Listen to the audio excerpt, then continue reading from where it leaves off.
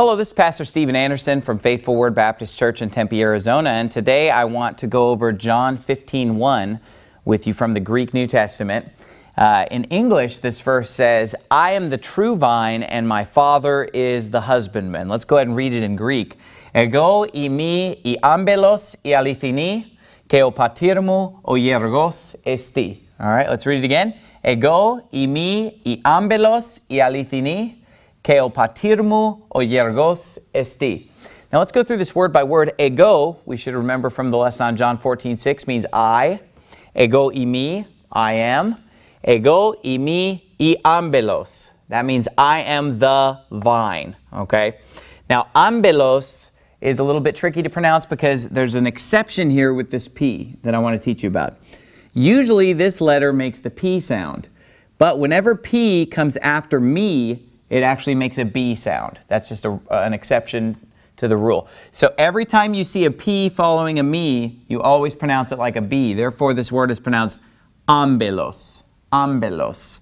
Okay? Now notice it's I ambelos. In Greek, words have gender, masculine, feminine, or neuter. We've already seen this in some of the previous lessons, but masculine words, when they use the word the, it's this word right here, O. In the nominative case, the word for the, if it's masculine, is O. If it's feminine, is E. All right? If it's neuter, it's to, but we haven't gotten to that yet. So we've got ego, imi, I ambelos, I alithini. Now this word alithini should remind you of in John 14:6 when Jesus said, "I am the way, the truth, and the life." The truth was I alithia. Okay? So when truth is a noun, it's alithia. When it's an adjective modifying a feminine noun, I ambelos, it's going to be alithini. So you should be able to see the similarity between I alithia from John 14:6 and alithini in John 15:1. Okay. And by the way, it's very important that you memorize these verses. You know, as you go through these lessons, you need to learn the lesson, understand the verse, and memorize the verse. Okay? So, ego imi I ambelos I alithini means I am the true vine. Now, you notice that the word order is different in Greek than it is in English. We would say I am the true vine, but what this literally says is I am the vine, the true. Okay, and that's one way that Greek sometimes handles adjectives. It states it in that way, the vine, the true. I ambelos I alithini. Doesn't sound normal in English, but of course it sounds perfectly normal in Greek to say I ambelos I alithini. So that's I am the true vine. K means and. O patirmu means my father. Okay? Literally, it's the father, my. When you see this word mu, it comes after the noun that it modifies. Okay? So if we want to say my father, we say O patirmu. Now notice that the word mu does not have an accent on it. Okay? It gets run together with the noun that it modifies. So we put our accent on patir, and we basically pronounce this as if it were one word. So to say, and my father, we say, ke o patirmu, patirmu, okay? Ke o patirmu, that means, and my father, o hiergos, okay? Now, this means the husbandman, hiergos, esti, all right? Esti means is. So instead of saying, and my father is the husbandman, it basically says, and the father my, the husbandman is. Notice, the Greek word order is different than in English. Words get moved around. And in Greek, you can actually say things a lot of different ways because the word order is not as set in stone as it is in English, okay?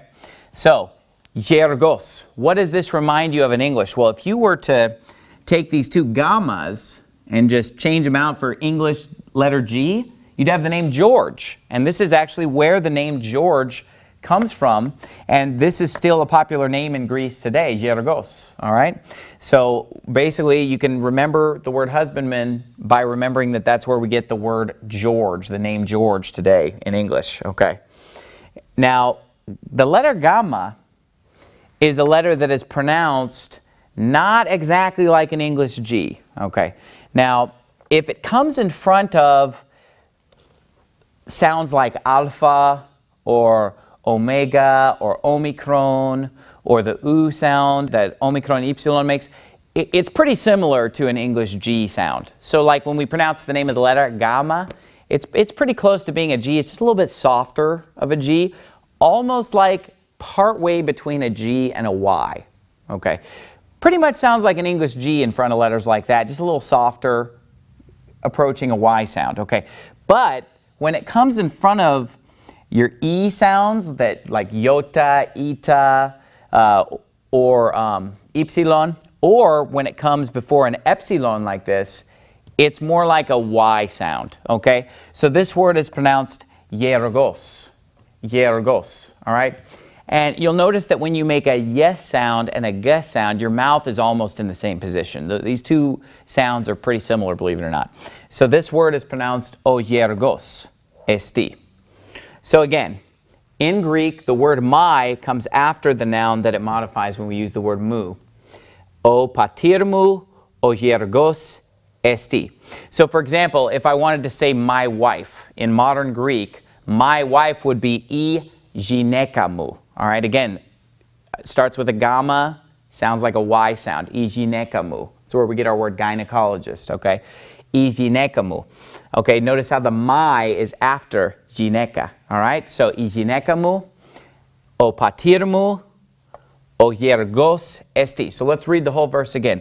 Ego, imi, I ambelos, I alithini, ke o patirmu, o yergos esti. So what did we learn this lesson? We learned that the P after me makes a B sound.